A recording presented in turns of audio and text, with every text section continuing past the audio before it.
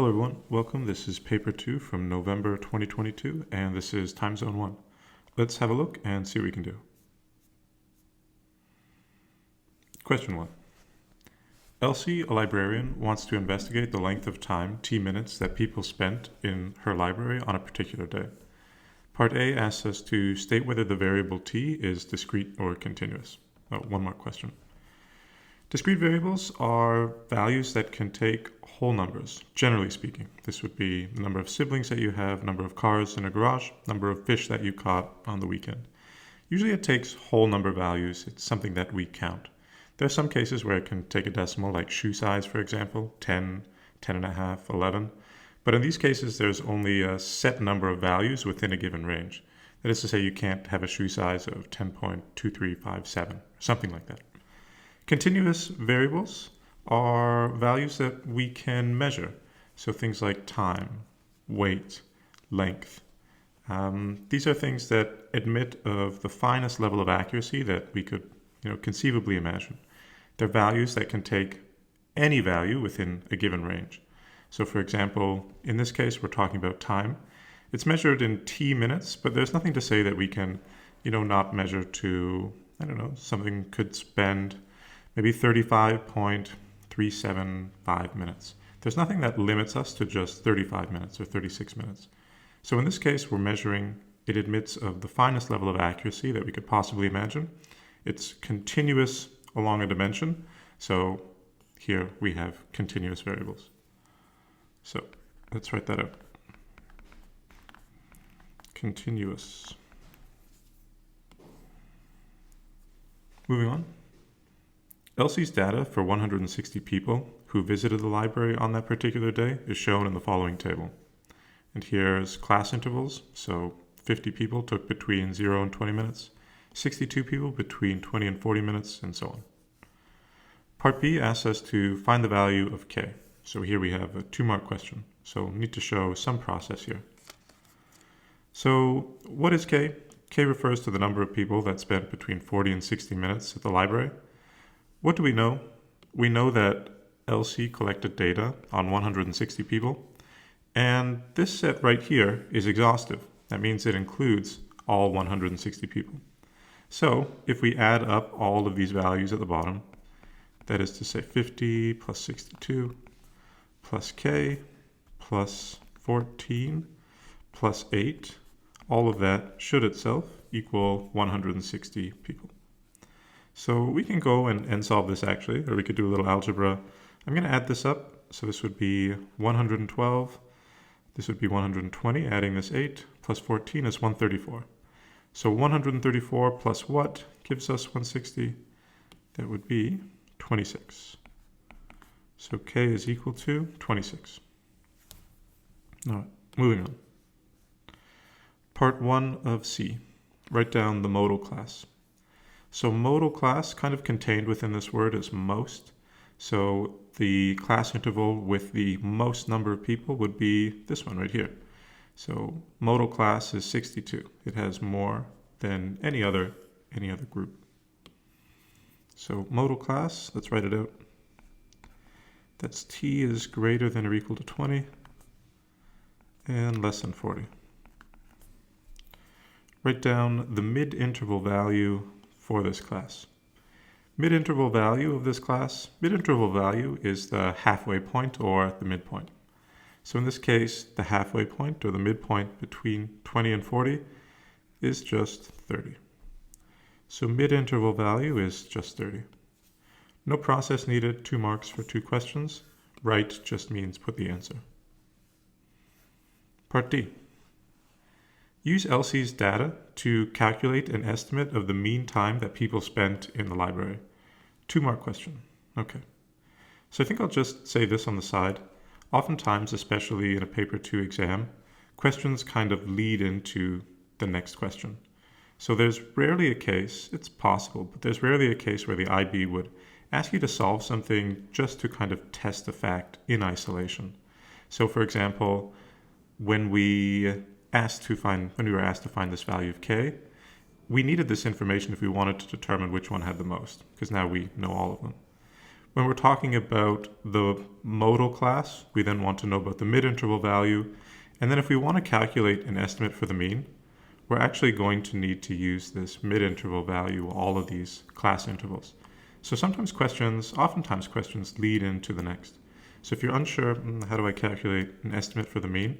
Oftentimes, just drawing on that kind of cue that good IB questions often lead into, consecutive parts, so the following parts, that could be a good hint. All right, so I'm going to actually explain this one in a little more detail. You can, of course, skip ahead, but let's work it out. So an estimate of the mean. So what is our mean formula? I'm going to write it out down here. So our mean is x bar, and what is it? It's the sum of all the individual values, x1 plus x2 plus x3, all the way to xn, over the total number of values.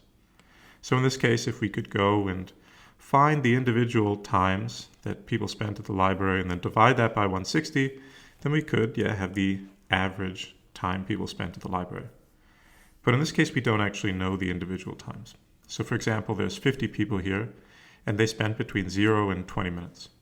But we've already grouped this into class intervals. It's in a group frequency table. So we don't know the individual times that these people took. So the best we can do is form an estimate. And it's possible that, for example, all of these 50 people just came in and then went out right away, and it's all clustered towards the bottom. It could be that it's clustered towards the top. But if we were to make our just bare estimate, we would imagine that the really low values balance out the high values and vice versa. And if we wanted to say, okay, well, on average, how long did these 50 people spend in the library? We would find the halfway point, and we would say, okay, well, on average, these 50 people spent 10 minutes. Same with these 62 people. We don't know where they are clustered within this range, but on average, we could say these 62 people spent 30 minutes. And same thing here if we find our class intervals. So we don't know the individual values, but we can form an estimate by taking the mid-interval value. And now let's go back to this mean formula. So mean, the mean of some set. What is our mean in this case? Here we have 50 individuals, and they take on average 10 minutes, or they spend on average 10 minutes at the library.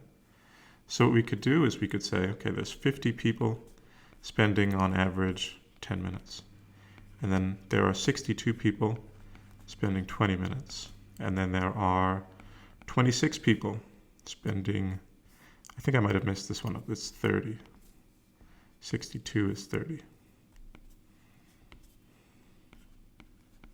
There are 26 people spending 50 plus, here we have 14 people spending 70.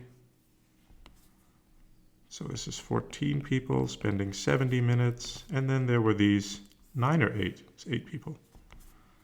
And we have these 8 people spending 90 minutes. And overall, there are 160 individuals. Okay, so that would be a way to find the mean. I actually think this is a perfectly acceptable way, and I think it actually is really nice conceptually, but I think sometimes actually it's a little easier, potentially a little quicker, for a 2-mark question to use the calculator to solve.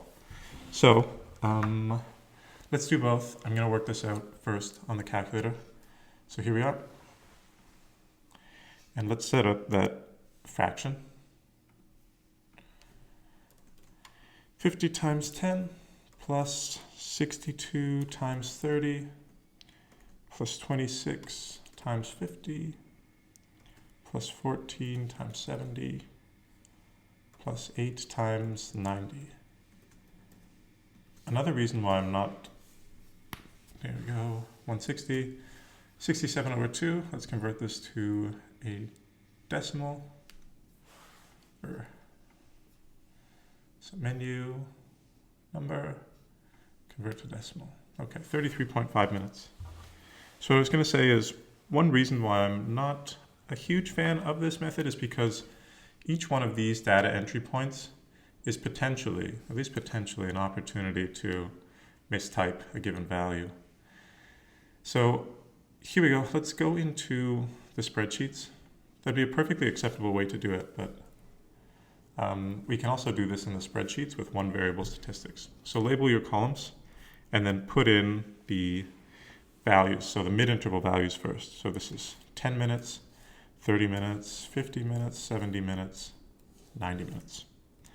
And now we want to put in the frequencies. So in this case, there were 50 people that spent on average 10 minutes, 62 people that spent on average 30 minutes, and so on. 26, 14, and 8. Now let's go into menu, statistics, stat calculations, and ask yourself real quick, is this one variable or two variable? In this case, it's one variable because we just have time. It's not time compared to the number of books someone took out or time compared to, income or something like that. It's just one variable. It's just time. So x, where did we put our x? Frequency, we do have frequency. This tells us the number of people. We put that in y. All right. And there it is once again. Here's our mean, 33.5. Whichever way you want, it doesn't matter really. I think this spreadsheet way is potentially a little quicker.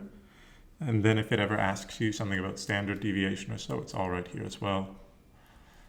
So it's really your choice. But there it is once again, 33.5. So let's go into the calculator, write that out. So here we go, 33.5 minutes. All right. Let's go on. Part E. Using the table, write down the maximum possible number of people who spent 35 minutes or less in the library on that day. Okay. So, using the table, maximum possible number of people who spent 35 minutes or less. So 35 minutes is within here, 35 minutes or less. So once again, we know these 50 people spent between 0 and 20, so it's definitely 50. But what about for these 62 people? We don't know the individual values. Potentially, they might all be near this 40. Potentially, it really is actually only 50 people that spent 35 minutes or less.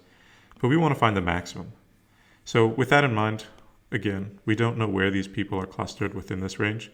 Potentially, they're all actually right near the 20. It's unlikely, but it's possible. So the maximum possible number of people who spent 35 minutes or less, well, these 50 people, and then potentially these 62 people, potentially they're all clustered in the bottom half. So all of this, 50 plus 62, or 112. 50 plus 62 equals 112. Potentially 112 people. All right. Elsie assumes her data to be representative of future visitors to the library. Find the probability a visitor spends at least 60 minutes in the library. All right. So in this case, we want at least 60 minutes. Another way to say that is 60 or more. So how many people spent at least 60 minutes, 60 or more?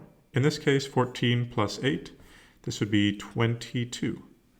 22 people spent at least 60 minutes in the library. 22 people out of 160. So the probability a visitor spends at least 60 minutes in the library, currently 22 out of 160 spent at least 60 minutes in the library. So if we wanted to find probability t greater than or equal to 60, this would be, well, actually let me move these closer, equal to 22 over 160. I was actually going to write number of desired outcomes over total number of outcomes. In this case, 22 over 160. That would be our probability. T is greater than or equal to 160. 22 over 160. Or sorry, T is greater than 60. All right, let's go on. The following box and whisker diagram shows the times in minutes that the 160 visitors spent in the library. Part G asks us to write down the median time spent in the library. Median, remember, is our middle value. So minimum, Q1, Q2, median, Q3, and then maximum. Here's our median right here. So this is 22, 24, 26, 26. Write down the median time spent in the library, 26. Find the interquartile range. Interquartile range, just be careful, this is a 2-mark question. This is actually given to us in our formula booklet. IQR is equal to Q3 minus Q1. In this case, let's find those values. So here's Q1. Q1 we found was equal to 16, it looks like. 10, 12, 14, 16, I would say. And then Q3 is equal to 50 exactly. All right, so 50 minus 16, that would give us 34. So once again, basic calculation, but 2-mark question. If you were to write just 34, you'd probably split this question and just get an answer mark. So show process, even though it is just basic arithmetic. All right. And then of course, even if you were to just, rush on a test and let's say answer this incorrectly, potentially get process marks. So always a good idea, I think generally, unless it takes too much time and you're putting too much towards more than you need, I suppose. All right, 50 minus 16, Q3 minus Q1, I think we're good. All right. Question I. Hence, show that the longest time that a person spent in the library is not an outlier. So this is the longest time, it's 92. Show that this is not an outlier. All right. So let's work that out down here. Remember we said good IB questions kind of lead into the next? So they didn't ask us to find this IQR just for nothing. If we want to find an outlier, we're going to need to use the IQR. So if it's at the higher end, what is our equation? It's going to be Q3 plus 1.5 times IQR. That's how we're going to tell if something is an outlier. Essentially, what we have is here's Q3 right here. And this is going to be 1.5 times IQR. The idea is, okay, here's Q3, whatever this is, multiply this by 1.5. This is the extent to which the whiskers can extend. And if it's anything beyond this, then it's an outlier. But if it's within this range, then it's not an outlier. So this is the length of the whiskers, the length that we can extend to include a data set. Anything beyond is an outlier. So 1.5 times IQR plus Q3, above Q3. So let's go and work that out. Q3 we found out was 50 plus 1.5 times IQR we found out was 34. All right, so 50 plus 34, half of 34 is 17, so this is going to be 51. 51, yeah, that's okay. So we can work this out on the calculator. 1.5 times 34 is 51, and then 50 times 51 is 50 plus 51 is 101. Okay, so that would be the upper bound where anything beyond this point of 101 would be an outlier. So in this case, our highest value right here is 92. And what can we say? We can say that 92 is less than 101. Therefore, it's not an outlier. All right, just like that. Okay, I think we are good. Let's go on to J. Elsie believes the box and whisker diagram indicates that the time spent in the library are not normally distributed. Part J asks us to identify one feature of the box and whisker diagram which might support Elsie's belief. So she believes that it is not normally distributed. Remember, once again, normal distribution looks like this. normal distribution symmetrical about the mean. That's one big feature. In this case, we see that it's kind of lopsided. I'm going to erase this. See that it's kind of lopsided, like the median is not at the center, which we would expect. And if we were to like superimpose some normal distribution, it looks like, remember our box and whisker plot, we have 50%, 25%, 25% here, and so 50% is clustered down in this half, and then 50% is all the way in this half. So one thing that we could say is that it's not symmetrical. That is to say, there's no mirror line that divides this thing exactly in half. Bottom half squished down here, top half is squished over to the right.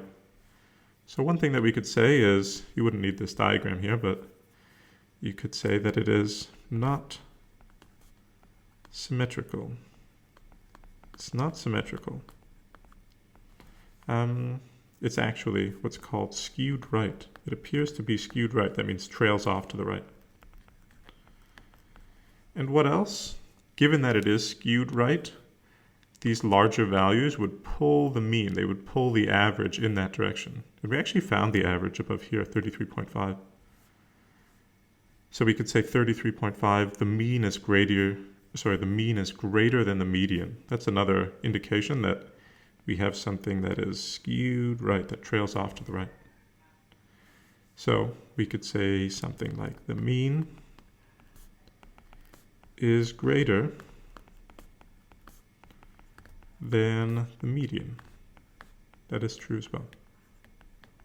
And that would be an indication that it's not symmetrical. If it was symmetrical, the mean and median would be, the mean and median would be the same. Okay, let's move on. Question 2. The following diagram shows a park bounded by a fence in the shape of a quadrilateral ABCD. A straight path crosses the park from B to D. Here are our, features of this park. AB is 85, AD is 85. That's interesting. So we have, for example, an isosceles, right? 2 equal side lengths. If I were to do this, one thing that I would potentially do just reading that is mark this up. 2 equal side lengths. It's a coincidence, maybe, but it might also be useful. BC is equal to 40. CBD is equal to 41. CBD. And BCD is equal to 120. BCD is equal to 120. Okay. Part A, part 1 of A, write down the value of angle BDC. So BDC. We want to find this angle right here, this theta. Write down the angle of BDC. Okay. So we have a triangle right here. We know that the sum of the interior angles of a triangle equal 180. So adding up 120 plus 41 plus something equals 180. Not knowing how this is distributed exactly, I think I'm going to want to show, or I think it might be a good idea to show process. So 120 plus 41 plus theta equals 180. What does that mean? 120 plus 41 is 161. So 161 plus 19. 19 would give us that 180 that we're looking for. All right. That's our missing angle right here. Part 2. Hence, use triangle BDC to find the length of BD. So here's BD, and we want to find the length of, BD. All right. So what do we have? I think kind of internal monologue or questions that you could ask yourself. All right, we have this triangle BDC. BDC. It's a non-right angle triangle. Okay, we're in the realm of non-right angle triangle. Is it sine or cosine? Sine's always going to be the easier to use. So can we use sine? For sine, we're going to need to know. Actually, let me put this in first. I think that's a good idea. For sine, we need angle opposite side length, angle opposite side length. We need 2 pairs. So here we have angle opposite side length. And then do we have another situation where we have an angle and its opposite side length? Yeah, we do. Right here we have an angle and its opposite side length. So here we can actually use sine. It's going to be the easier of the two. And let's go ahead and use that. So maybe I'll go to the formula booklet. Here's our formula booklet. Let's go geometry and trigonometry. And there's our sine rule. So I know there's a chain of equivalences like A, B, and C. Whoops. But really we just need, for example, this. That is to say, side length over corresponding angle equals side length over corresponding angle. The idea being that, so I don't know what that is, but the idea being that a side length is proportional to the angle that sits opposite to it. And I'm not sure I want to go into too much detail on that, but I guess you can just imagine a crocodile's mouth in some way. And if you imagine, for example, this being the side length that is opposite. So if you have a smaller angle, it opens up to a smaller side. And then if, I guess, the crocodile's mouth opens up larger, hope this isn't too basic. Crocodile's mouth opens up larger, it is, well, proportional to a larger side length. That's the idea. And that's what we have here, essentially. We have side length is proportional to the angle that is opposite to it. Okay, so let's go ahead and use a sine rule. In this case, we want to find this value BD. So let's write out a general form of the sine rule here. A over sine A equals B over sine B. All right. We don't actually know what this BD is. Let's call it X actually, just because I think that's a little easier. So X over, and what is it opposite to? It's opposite to 120. So sine 120 equals, and then B, which one do we have? We have 40, and that is opposite to sine 19 degrees. So pair a side length with its opposite angle, pair a side length with its opposite angle. We've got an equation with just one unknown. Now we can go into the calculator and solve this. So here we are. Menu, algebra, numerical solve. Set up a fraction. Let's go. X over sine 120 equals 40 over sine 19. 40 over sine 19. Make sure you're in degrees, and then ask the calculator to solve for x. Okay. Just gonna make sure that's all good. X over sine 120, 19, 40. Good. All right, 106.402. Let's go back to the document. Write that out. X equals 106.4, or just 106. Actually, I'll write 106.4. 402 or 106. And our units, I think, are meters. Yes, they are. Meters, right here. Okay. Check if it's reasonable. Opposite to 19 is 40. 120 degrees is the largest angle, so it should be a fair bit larger than this 40, and 106 is reasonable. If it was less than 40, that would be bad. If it was like 1,000, that would also be bad. Okay. Hence use triangle BDC to find the path of BD. There it is. Calculate the size of angle BAD correct to 5 significant figures. BAD to 5 significant figures. Okay. Okay. Sure, we can do that. So let's replace this. We know what x is. It's 106.402. Since they're asking us for so much, so fine of an accuracy here, I'm actually going to keep all this. So I'm going to write this out as 106.402. Okay.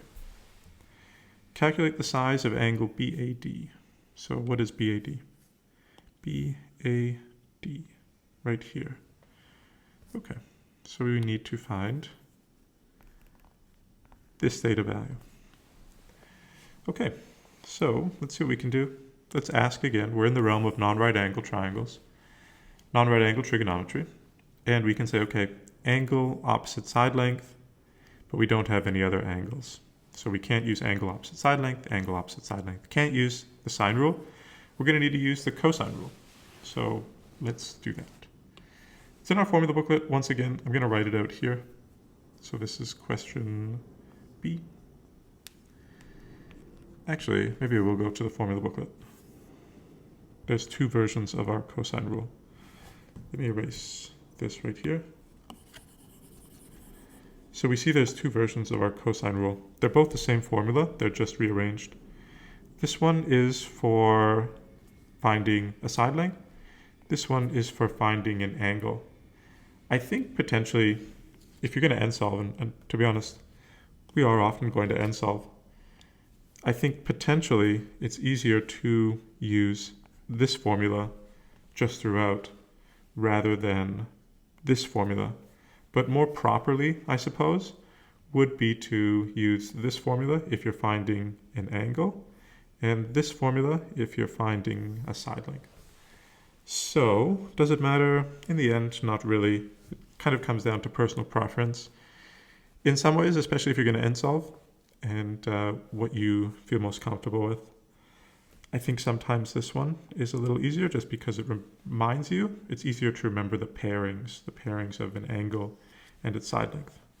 So what shall we do? Let's use this one right here. So a squared equals b squared plus c squared. This is actually Pythagorean theorem, but we need to make this modification. 2bc cos a. So once again, this one's usually used to find the side length, but one reason why I kind of like this one is that it's easier, at least in some ways, to see the pairing of an angle and its side length. So in terms of A, B, C, we see that A appears twice, where B and C just appear once, side length, and then lowercase is all side length. So here A appears twice, side length paired with the angle that is opposite to that side length. So that's kind of why I like this one. And then if we're going to end solve in the end, it doesn't matter in terms of the form or the structure. Okay, so let's go ahead and put in these values. So what is A? What is A? A is opposite to our angle, the angle that we want to find. So in this case, we have 106.402 squared equals, and then b squared plus c squared. In this case, it's 85 squared plus 85 squared minus 2 times 85 times 85. And then cos, we don't actually know what A is. So you can use the rearranged form, and it might actually be even better kind of procedure. But in this case, we've set up an equation with just one unknown. Now we can go ahead and solve this. All right, so let's go ahead and do that. Here we are. Menu, algebra, numerical solve. 106.402 squared equals, and we have 85 squared plus 85 squared minus 2 times 85 times 85, and then times cos, and we don't know what this is. Let's call it A. And we ask the calculator to solve for A. You can use lowercase or x, it doesn't really matter. It's just want to set up some variable and then tell the calculator to solve. All right, is this correct? This looks good. Good. Okay. 77.4957. We want this to 5 significant figures. So 1, 2, 3, 4, 5. Okay. So let's go back to the document, write that out. What is A? A is equal to 77.4957 4, 9, power 9, 5, 7, to 5 sig figs. It's 1, 2, 3, 4, and this would be rounded to 6. All right. And then we can write degrees. Okay, good. Let's keep going. 6, good. Hence use triangle BDC to find the length of path BD. Where are we now? Right here. The size of angle BAD rounds to 77 degrees. Correct to the nearest degree. Use BAD equals 77 degrees for the rest of this question. Find the area bounded by the path BD and the fences AB and AD. So let's see, what is the area bounded by BD and then AB and AD? So BD, and this is AB and AD. Okay, 3-mark question, not bad. Okay, so essentially we want to find, maybe I'll draw the outline here, clear some of this up, and let's draw an outline. So we want to find the area of this triangle bounded by BD and AB and AD. So essentially this area right here. Okay, so what can we do? We know that this is 77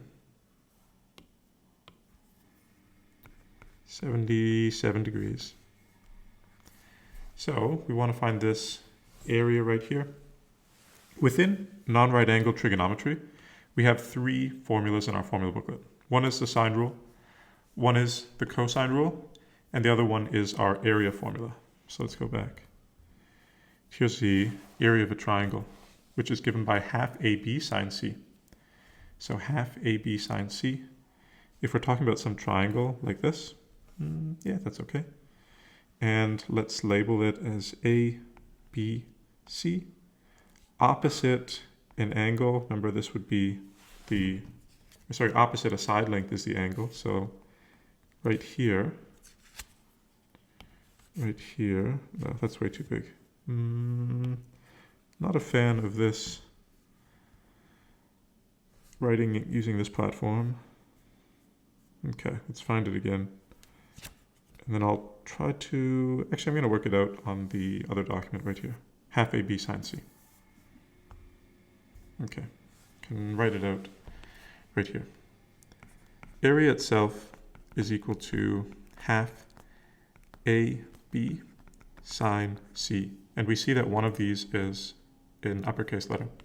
So if we draw some generic triangle like this, something like that, and then we label our side lengths A, B, and C, we know opposite a side length, we have this capital letter. So these two are in relation to each other. That's why we name them with one letter, and then opposite its side length is this uppercase letter for its angle, because they're proportional to one another. Big angle, big side length, small angle, small side length.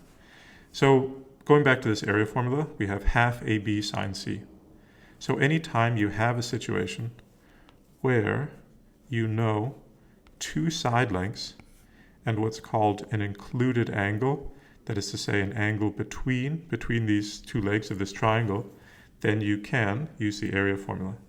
So you can't arbitrarily use like, okay, A, B, and then another angle. It needs to be 2 side lengths and then the angle in between, what we call an included angle. And in this case, we can ask ourselves, do we have such a situation? Well, we do. We do have 2 side lengths and an included angle of 77 degrees. So let's write this out. Area is equal to half AB times sine included angle of 77 degrees. All right, there's our area. Let's go ahead and solve for this. So we have 1/2 AB, and then we have sine 77. Still in degrees.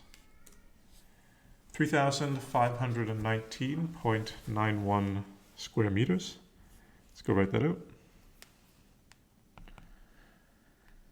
3519.91 to 3 sig figs. This is 3520 actually.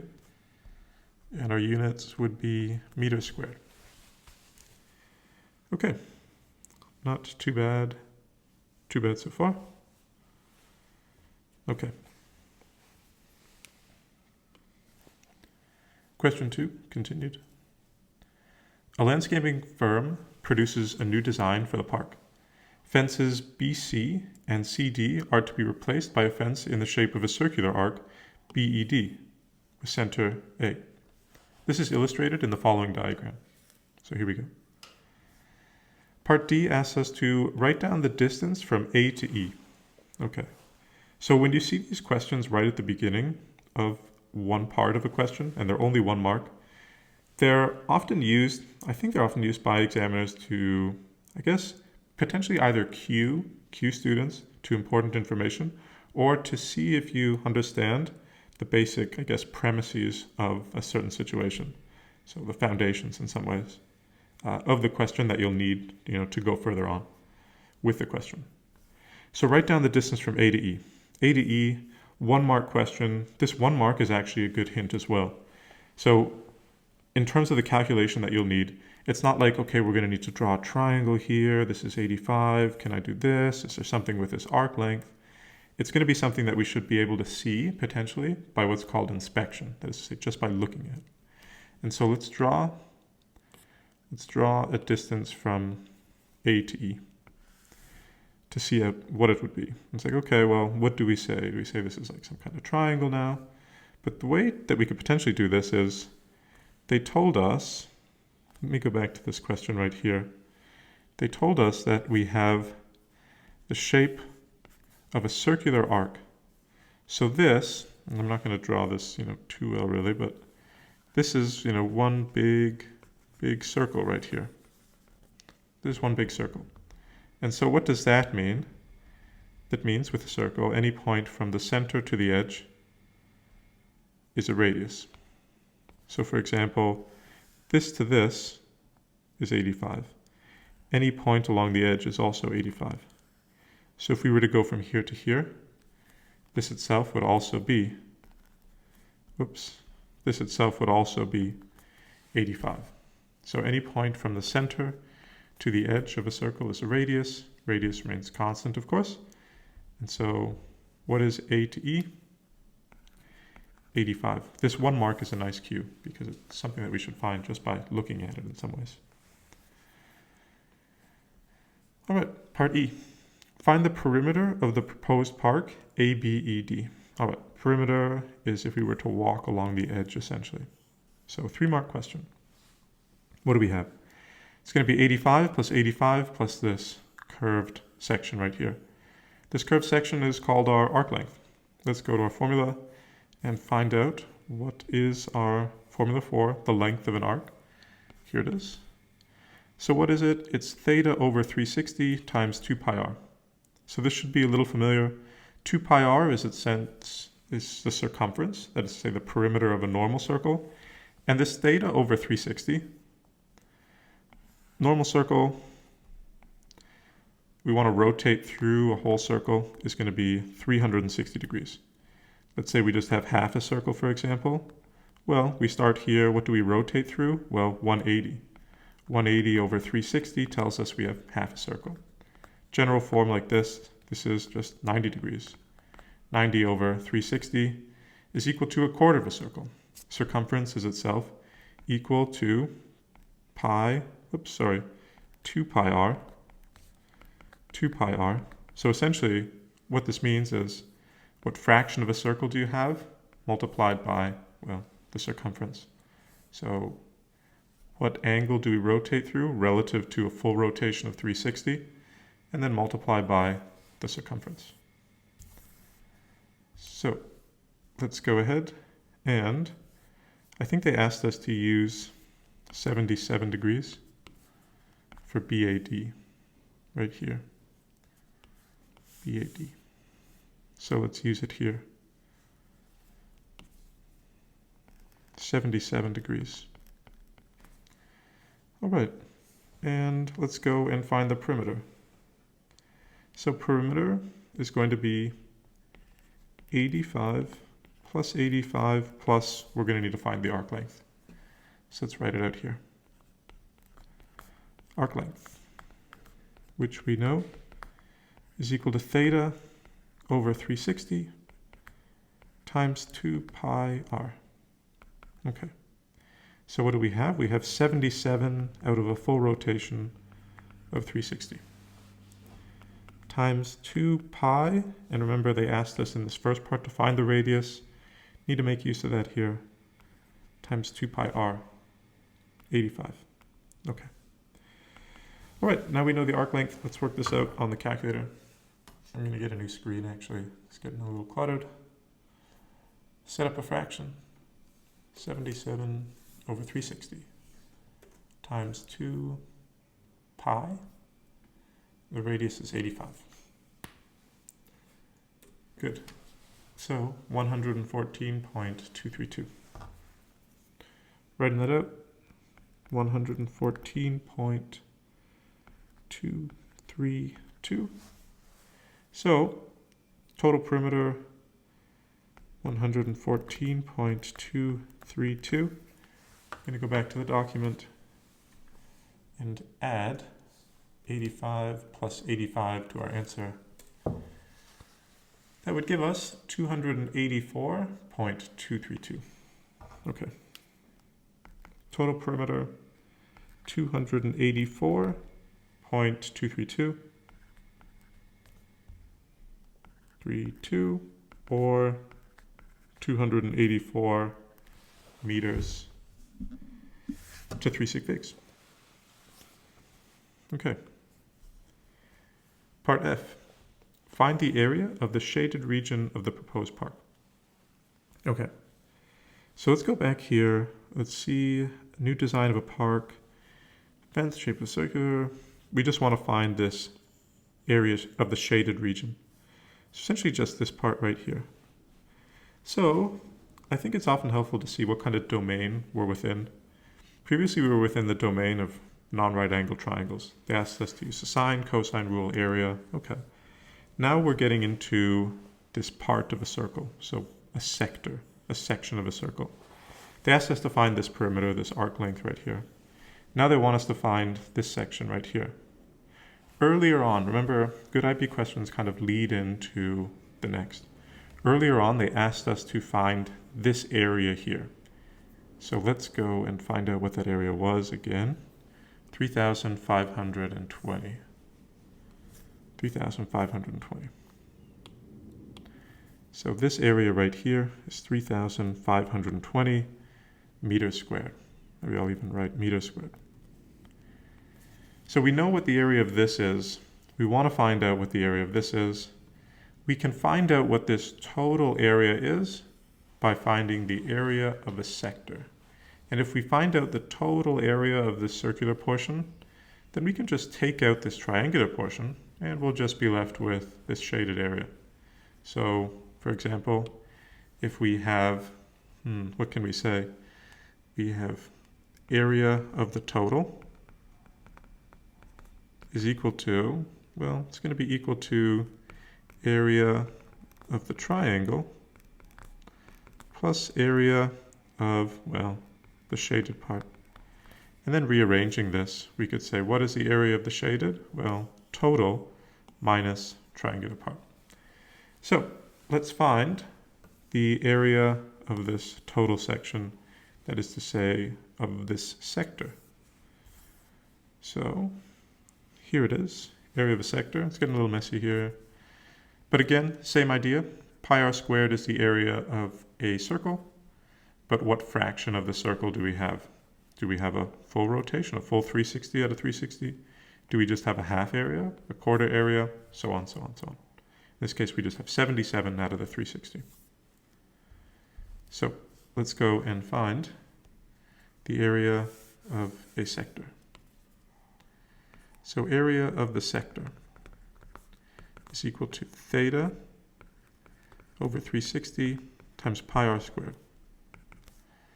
We have 77 out of 360.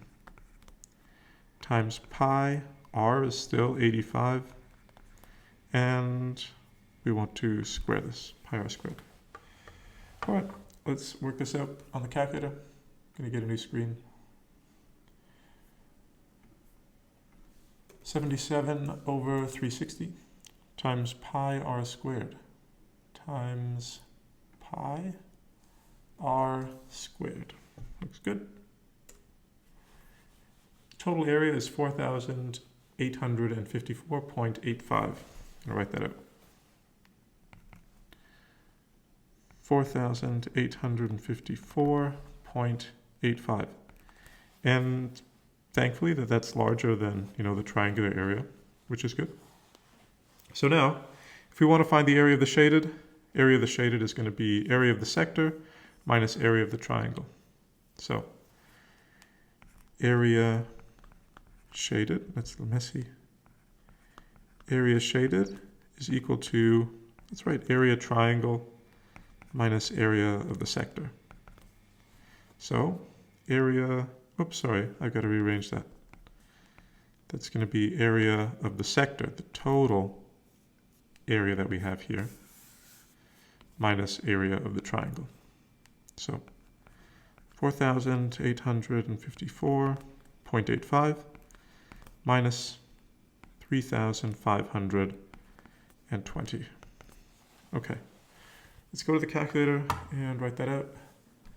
3520 minus our answer from before, 4854.85. 4854.85. So that's bad. Sorry, I think I've actually rearranged this. This should be area of the sector minus area of our triangle. Of course, we can't have negative area. All right, 1,334.85. So this is our shaded area. 1,334.85.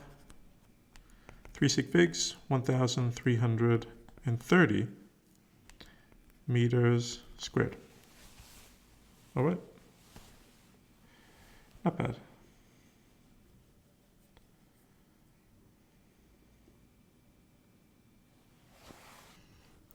Question 3. 6 restaurant locations labeled A, B, C, D, E, and F are shown together with the Voronoi diagram. All distances are measured in kilometers.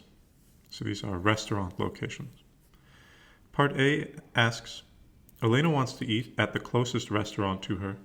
Write down the restaurant she should go to if she is at 2-7. So if she is at 2-7, she is within this cell right here.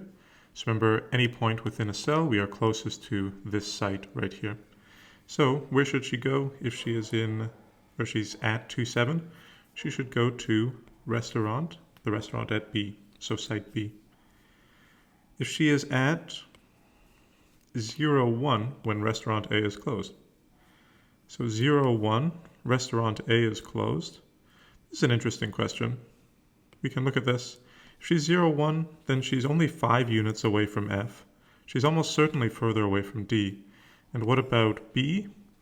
Well, here we're already 6 units away. Actually, no. So 1 to 5 or 5 units away. Here she's actually 5 units away as well. But if we look at the vertical distance and horizontal distance, or I guess essentially if we were to construct some kind of triangle, we don't need to do Pythagorean theorem, but we know, for example, traveling 5 units here, that's the total distance that she would need to travel to point F. But if she needs to travel to B, she needs to travel not only 5 units up, but then also, for example, she needs to cover this horizontal distance. Even if she goes to a straight line, of course, she is covering both this vertical and the horizontal. So this is going to be greater. So point F. A is closed. Here she is. Point F is going to be the closest. All right. Restaurant C is at 7-8 and restaurant D is at 7-5. Find the equation of the perpendicular bisector of CD. So C and D. So maybe let's label those points. That might be helpful. 7, 8, and 7, 5. So here is 7, 8, and here we have 7, 5. And we're asked to find the perpendicular bisector, the equation of this perpendicular bisector. Okay, it's a 2-mark question. Normally, perpendicular bisector questions would be between 4 marks, potentially 5 marks, generally speaking. In this case, it's 2 marks, so it tells us something about the level of complexity. So here we see that they both have the same x-coordinates, and it's just the y-coordinates that are different. So we're not going to deal with any kind of slanted line. This is going to be this horizontal line. So we know it's going to be of the form y is equal to something. And in this case, y is equal to what? I'm actually going to draw a line. I think this is okay.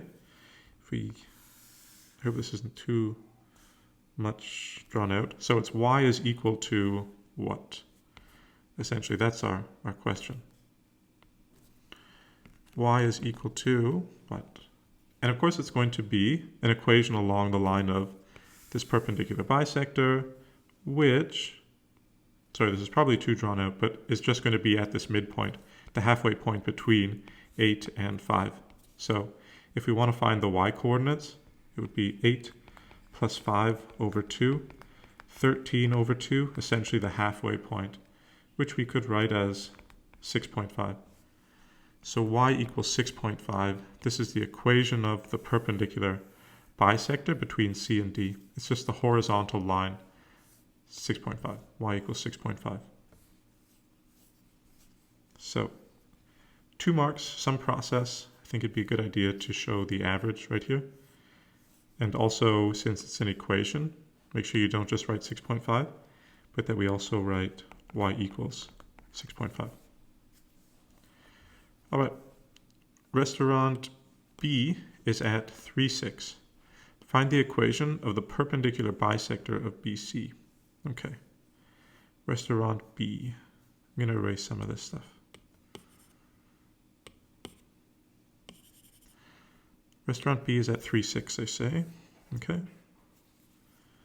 So here's B. It's at this point 3, 6. And we want to find the equation of the perpendicular bisector of BC. All right. So here is B, here is C. All right. So there's already, I just want to kind of bring your attention to something when you're working through this exam. Because remember, especially on a paper 2, the concepts weave together. They don't ask you to do something that is just incidental. That is to say, just like a fact in itself. They asked us to find this perpendicular bisector.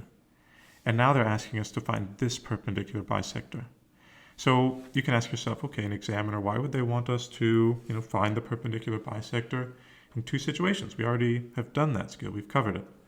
Well, equation of one perpendicular bisector, equation of another perpendicular bisector, chances are they're going to want to ask us to find the intersection between these 2. So just in terms of, you can kind of see, potentially what's coming next and what skills they're going to draw on. Rarely is anything asked in isolation. So perpendicular bisector, chances are the next question is going to be an equation. Okay. So equation of the perpendicular bisector BC. Let's start with this though. Nice question.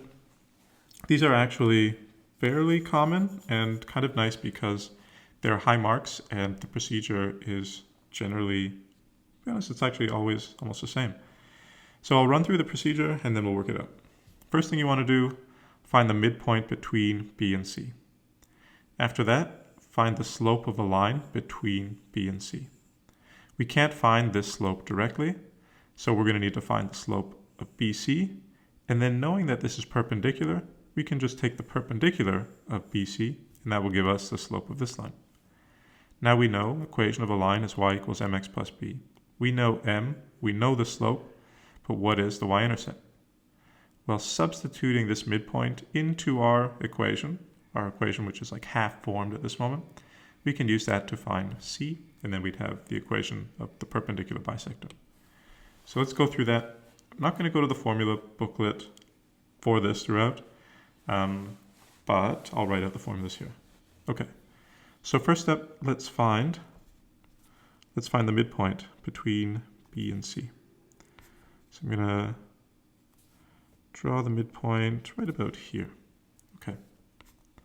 So what is our midpoint? Our midpoint is given by, this is in the formula booklet, is the average of the x's, so x1 plus x2 over 2, and the average of the y's. y1 plus, make sure this is all on the screen, y1 plus y2 over 2. If you want, you can label these. Doesn't matter what you call them, as long as you're consistent when you substitute. So let's substitute average of the x's. That's 3 plus 7 over 2.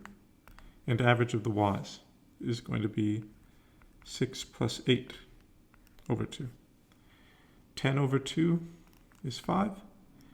14 over 2 is 7. So now we know the coordinates of this, of this perpendicular bisector. Okay. Now let's find the slope of BC. So let's draw a line from BC.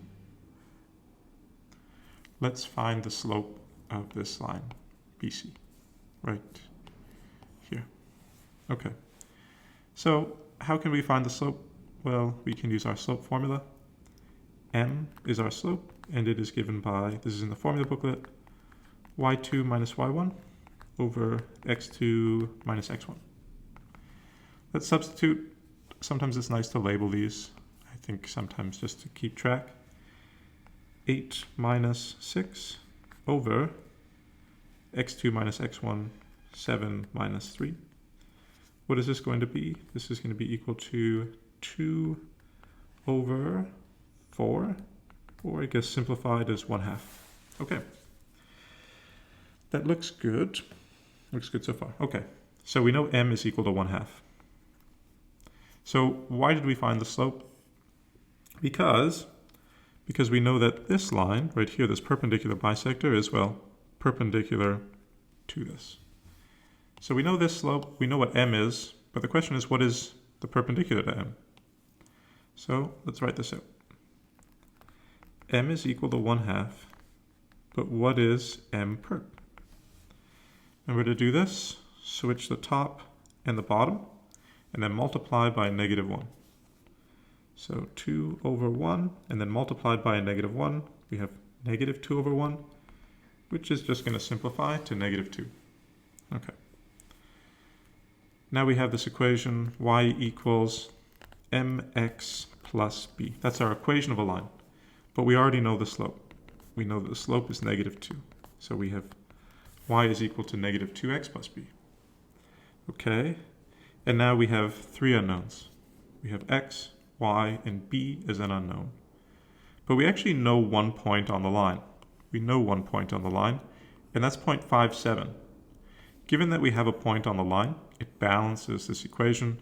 If we substitute it in, it's going to be a solution, and we're going to take away the x and the y by substituting, and we're just going to have this b.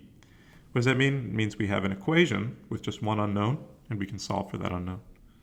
So let's substitute these x and y values here. So x is 5, y is 7.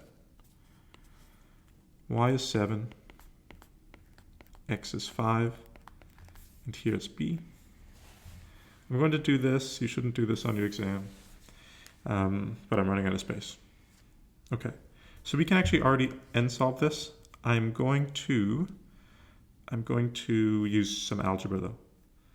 7 equals -2 times 5 is -10 plus b. Bring this over essentially.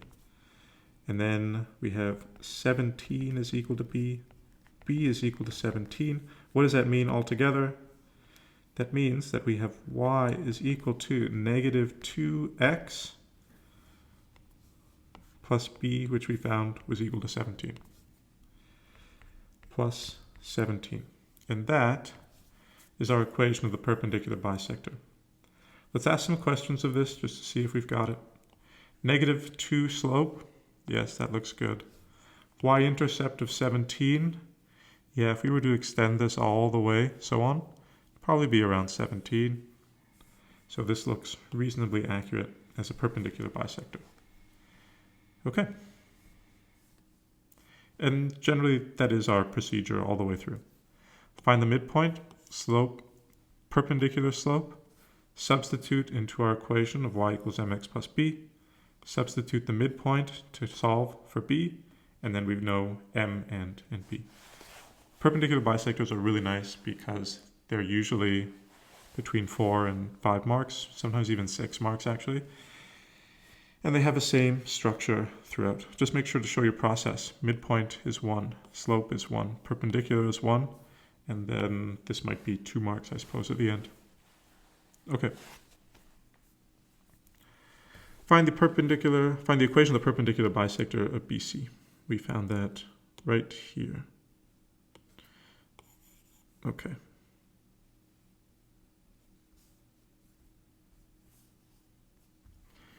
Hence means draw on what you found before. Hence find the coordinates of the point which is of equal distance from B, C, and D. Okay? And the distance of this point from D. So coordinates of the point which is of equal distance from B, C, and D. So here's B, C, and D. This is going to be the point that is an equal distance. I'm going to erase some of this and just kind of explain why this is the case. So remember, when we are talking about a perpendicular bisector, all points along this line of the perpendicular bisector are what are called equidistant from each of these. That is to say, this is the same distance as this. And then if we were to stretch this out even more, this as well, these two lines would be equal distance. And then, of course, stretching it out to this point right here, we are again of an equal distance. So all points along a line are equal distance from these sites, in this case C and D. And so if we were to generalize, let me erase this. Don't know if I need all of these. That's fine. Actually, I'll leave them. So using that same kind of principle, all points along the line are equal distance. They're going to be an equal distance here. All points along the line here are an equal distance. And then once we get to this intersection point as well, they're still an equal distance away from B and C in this case. So we want to find this point right here, the intersection. And how can we do that? Well, we know this equation of a perpendicular bisector. We know this equation of this perpendicular bisector. We want to find out when they are equal. So I'm going to erase this because we know we want to find this intersection point. So what do we want to find? Imagine we call this, let's say, y1, the equation of this perpendicular bisector. And imagine we call this y2, the equation of this perpendicular bisector. What we want to find is this point right here. And that's when y1 is equal to y2. So let's go do that. y1 is right here. This is y2. So let's go ahead and work this out. Let me actually just label this y1 and y2. Okay, I'm going to make some space. I think, can we solve it here? Yes. Okay, going to move this underneath and this underneath, and I think that should be fine. Okay, so the point where BC and D are equal distance is going to be the intersection of this line and this line, or when y1 is equal to y2. For the sake of this, let's call y1 equal to this 6.5, and we'll call y2 equal to negative 2x plus 17. There's actually two ways we can do this, the algebraic way and then linear solve. Let's use linear solver. Okay.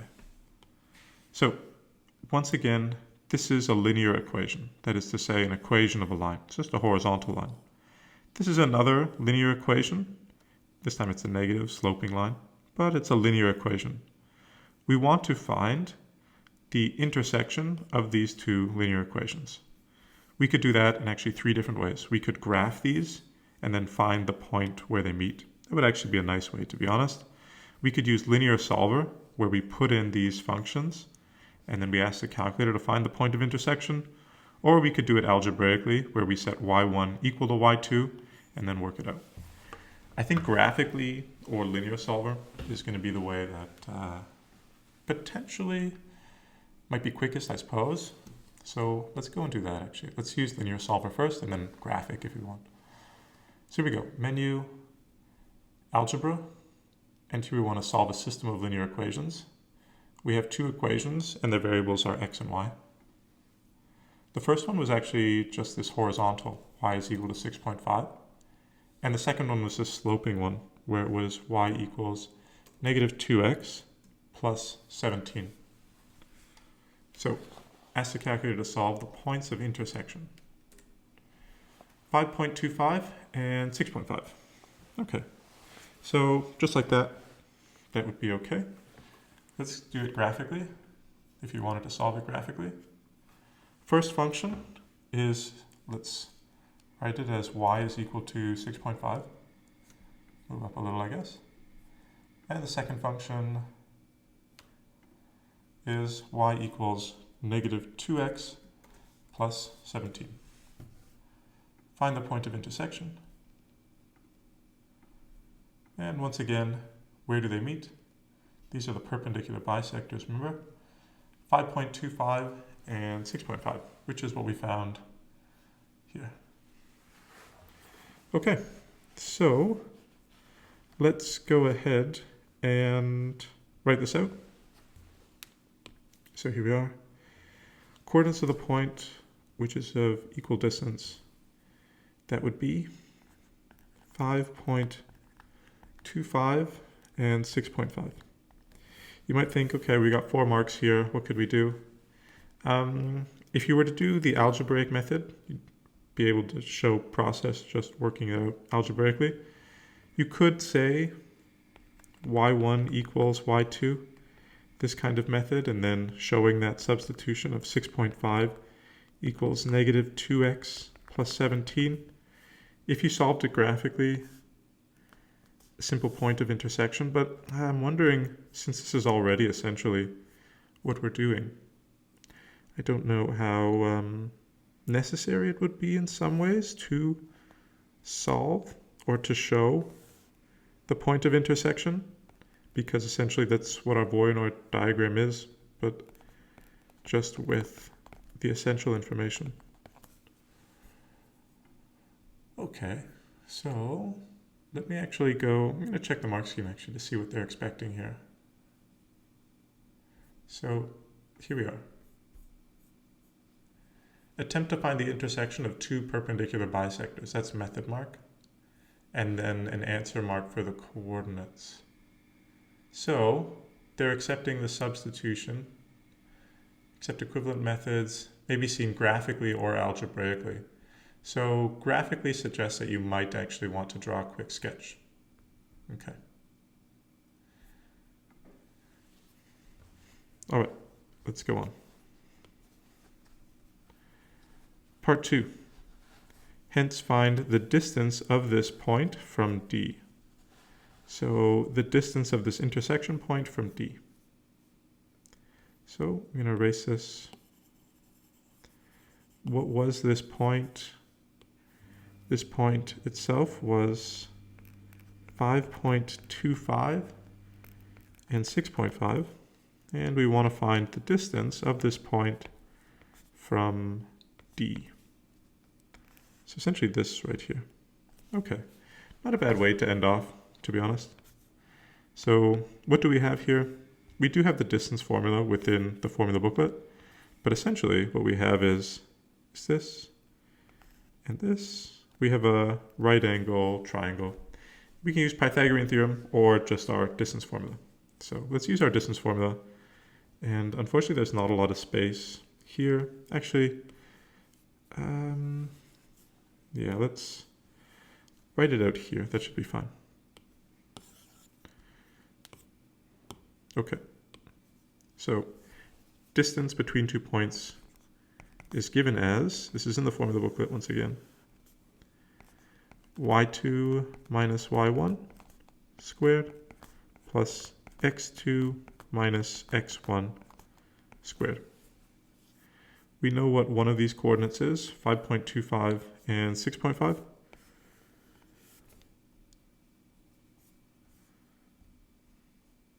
And the other coordinate is point D, which was 7.5. I know I could write it out, but I'm going to copy and paste. Okay. I'm going to use that same process of writing x1 and y1 and x2 and y2. Not so necessary here, but sometimes it helps keep track. All right, y2 minus y1, 5 minus 5.25 squared plus x2 minus x1, 7 minus 5.25 squared. All right, let's go work that out in the calculator. I'm going to get a new screen. Okay, so to get a square root, open up some brackets. 5 minus 5.25 squared plus 7 minus 7.25 squared. Okay, that looks good. No, it doesn't actually. y2 minus y1 is 5 minus 6.5, and x2 minus x1 is 7 minus 5.25. Okay, now I think we are good. Okay, answer in the end is 2.30489. So let's go back and write this out. 2.30489 to 3 sig figs, this would be 2.30. I just want to make the corrections here. So we have y2 minus y1, 5 minus 6.5. 5 minus 6.5. Then we have x2 minus x1, 7 minus 5.25, 7 minus 5.25. So that looks okay now. Units are in meters. Okay. Oh, sorry. The units are, these are restaurants actually. Units are in kilometers. Okay. All right, we are good. A short paper 2 question, 13 marks is pretty short. Question 4. At Mirabuka Primary School, a survey found that 68% of students have a dog and 36% of students have a cat. 14% of students have both a dog and a cat. This information can be represented in the following Venn diagram, where M, N, P, and Q represent the percentage of students within each region. So here's dog, here's cat, here's people that have both a dog and a cat, and then someone that has neither dog or a cat. Part A asks us to find the value of M, N, P, and Q. Okay, so I don't know if we're going to be able to just find M by itself. I think we're going to have to work with M, N, P, and Q in some kind of, not necessarily a straightforward order as what's given here. So first off, let's substitute some of these values in here. 68% of students have a dog. I'm going to write these provisionally in here. So this doesn't mean that there's 68%, for example, I can't seem to write, there we are. This doesn't mean, for example, that there's 68% within here. I'm writing this just provisionally. So for the moment, 36% have a cat. And 14% have both a dog and a cat. Okay, so we already see actually, if we were to add these up, 68 plus 36 plus 14, we would see that this already is over 100%, and that's not possible. So this 14%, this refers to the people that have both a dog and a cat. And this right here, the 68%, refers to all the people that have a dog, including those that have a cat. So these 14% of the people, they already have a dog. So when we talk about this 68%, it includes this 14%. So the people that just have a dog, well, it's going to be 68% minus the 14% that we've already kind of counted, I suppose, with this dog and cat. So 68 minus 14 would give us 54%. So once again, there's still 68% here, but now we can say something a little more concrete about the composition. 14% are the people that have dogs and cats, and these 54 have just a dog. Same here, this 36% refers to people that have a cat. It's possible, like imagine 100 people getting together and someone says, "Do you have a cat?" The people with dogs and cats would still raise their hand. Overall, 36% of the people raised their hand. 14% of them had a dog and a cat. The remaining percent, after this 14% is taken away, is just going to be 36 minus 14 would be 22%. 22% just have a cat. So once again, 36%, that's everybody, minus the 14% that have both dogs and a cat. This would leave us with just 22%. All right. Last bit. We imagine, well, we don't need to imagine in this case, but this is an exhaustive set. So these are the people that have dogs, cats, or dogs, or a cat. You can either have a dog or a cat, or not have a dog or a cat. So these are the people that are outside of this set. So if we were to add this up, this would be 54%. So I'm not going to include the percent. 54 plus 14 plus 22. All of this adds up to 54. This is going to be 68, 70. This would be 90. So this adds up to 90. Everything within here should be 100% of our population. So what's left over is just the 10%. 90% of our people are within here. They have a dog or a cat. And these 10% lie on the outside. So in this case, Q itself would be equal to 10%. All right. So let's fill in those values. M is 54%, N is 14%, P is 22%, and Q is 10%. And all of these should add up to 100%. Okay. Part B asks us to find the percentage of students that have a dog or a cat or both. Okay. So have a dog or a cat or both a dog or a cat. Essentially, it's everyone within here, which we already found to be 90, right here. So 1 mark question, no process needed, 90%. Okay. Chances are they're going to ask us to use this.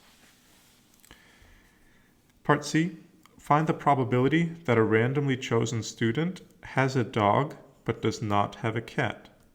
Has a dog but does not have a cat. So here's 54% of the students have a dog but do not have a cat. So essentially, what could we say? We could actually just say 54%. I was going to see how could we represent this with set notation. Has a dog but does not have a cat.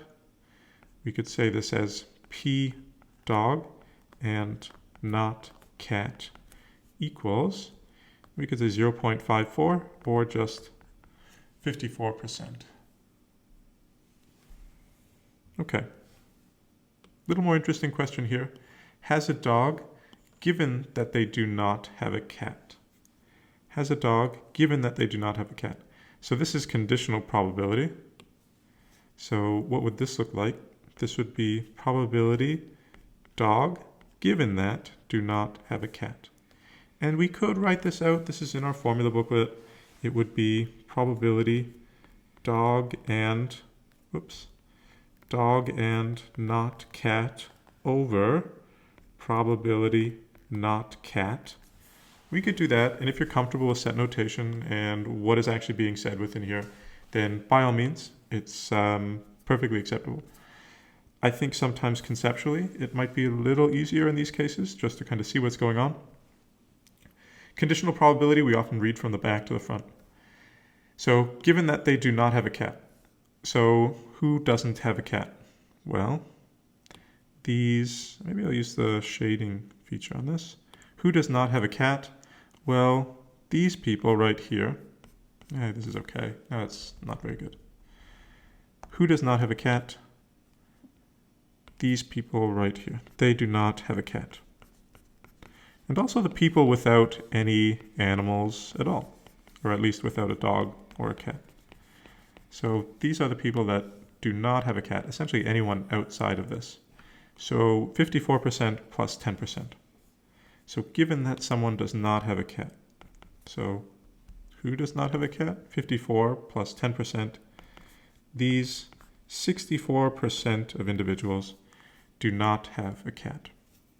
So given that someone doesn't have a cat, given that we're dealing with these 64% of individuals, out of all these people, how many of them have a dog?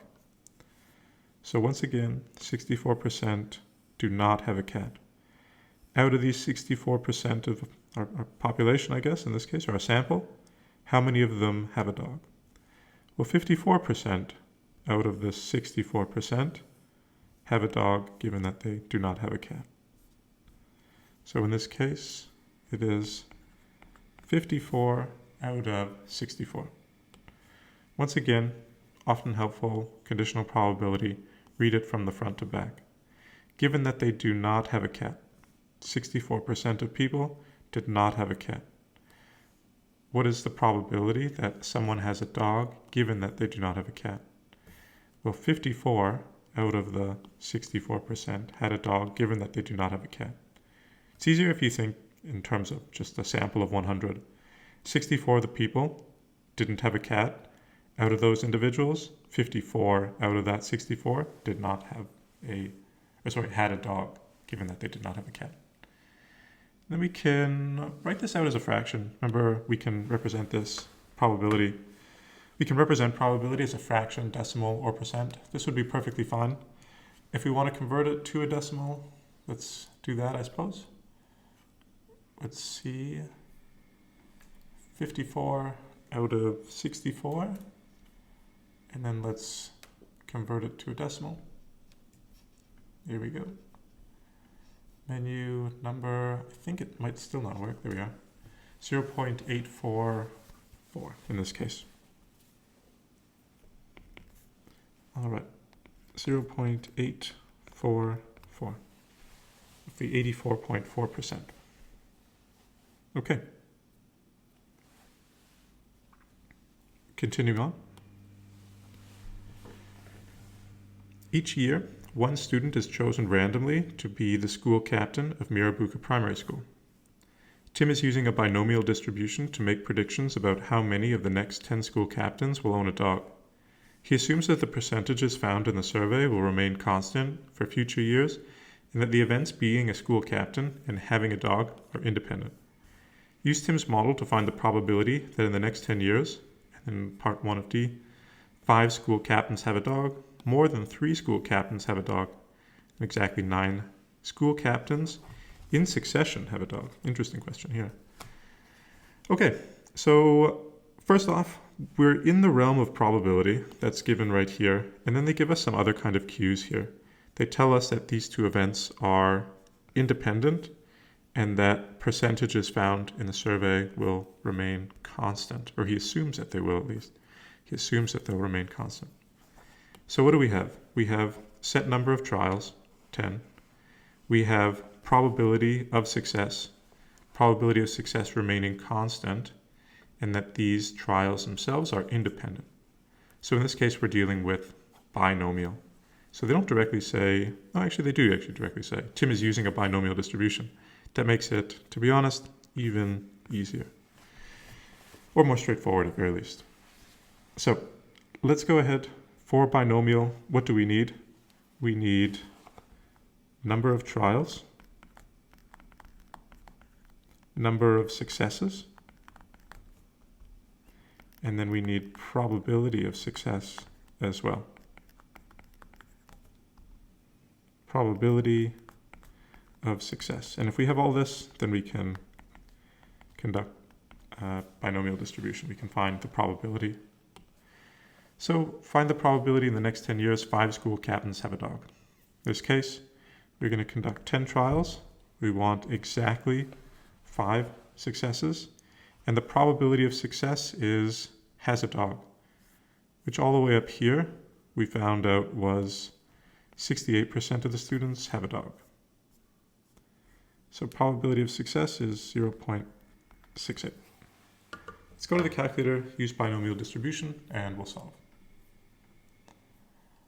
Menu, probability, distributions, and let's go binomial. We can use binomial PDF or CDF here. It's just one value, so let's use PDF. Number of trials is 10. Probability of success is 0.68. And our x value, in this case, we want 5 successes. All right, so what is the answer here? It is 0.1229, so roughly 12.3%. 5 school captains have a dog. I'm going to write this out here. Binomial is actually a situation where the IB accepts calculator notation. So I'm going to write binomial PDF, number of trials, probability of success, and then we have number of successes. In this case, the answer is 0.12294, or 0.123 actually. Okay, so you want to show some process. This is just essentially read from the calculator. Part 2, more than 3 school captains have a dog. Okay, so let's use this. Let's use this number of trials, number of successes, and then probability of success. Number of trials is still 10. Probability of success in this case, number of successes is more than 3. So be careful. More than does not mean 3 or more.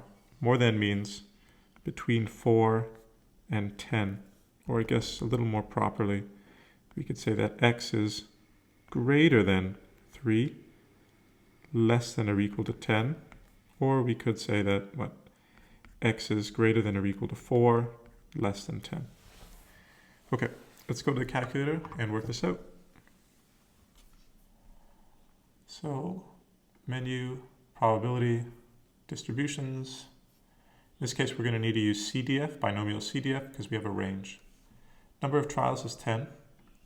Probability of success, still 0.68. Lower bound, so 3 or more. More than 3 school captains. So that would have to be between 4 and 10. All right, so chances are that 0.984497, roughly 98.4% of school captains out of the next 10, more than 3 of these will have a dog. So let's write this out. Okay. Here we have binomial dealing with a range, so it's CDF, 10 trials, probability of success, lower bound, upper bound, and the result 0.984497 or 0.984. Okay. Part 3, kind of interesting question, more conceptual definitely. Exactly 9 school captains in succession have a dog. All right, so I think, to be honest, there's probably a lot of the 7 marks potentially wound up in this one. Maybe at least 2, but potentially 3, I guess. Exactly 9 school captains in succession have a dog. I'm going to actually write a little diagram, and hopefully before the power runs out on this device. So we're going to conduct a survey, or we're drawing assumptions over what will happen over the next 10 years. Or the next 10 school captains. So let's look at this. and write 1, 2, 3, 4, 5, 6, 7, 8, 9, 10. We want to find the probability that exactly 9 school captains in succession, this is important, that means in a row without any kind of break, have a dog. So if we're selecting our next 10 school captains, we want to find the probability that exactly 9 school captains in succession have a dog. So what are the chances of that? Well, the first person could have a dog, but if we want 9 in succession, we're going to have 9, so all of these would be school captains with a dog. And since it's exactly, we would need this last person to be no dog, to not have a dog. That would be one situation where 9 school captains, exactly 9 school captains in succession, have a dog. And let's draw another way. There's actually one other way where this can occur. It's possible for the first school captain to not have a dog, but then after that, the next 9 school captains in a row have a dog. These are the only 2 situations where we can have 9 school captains in a row having a dog. Okay, so what is the probability of this? These are the only 2 outcomes out of, to be honest, there's probably a lot of different combinations where we could have dog, not dog, dog, dog, dog, not dog, and so. But these are the only 2 combinations where we have, I suppose, a school captain with a dog being selected for 9 years in a row and then not a dog, or again, 9 years in a row out of the 10 in succession. So what does this look like? And how can we find the probability of this? This is what it looks like, but how can we find the probability of this? The probability of this situation, given that they are independent, means that we can multiply along these events. So d times d times d, and so on. And this might look like a lot of work, but we can condense it. So the probability of someone having a dog, we found out, was 0.68. So what does that mean? That means this is going to be 0.68. This is going to be 0.68. This is 0.68. And I'm going to try to be clever here, see if it works. This, of course, as well is going to be 0.68.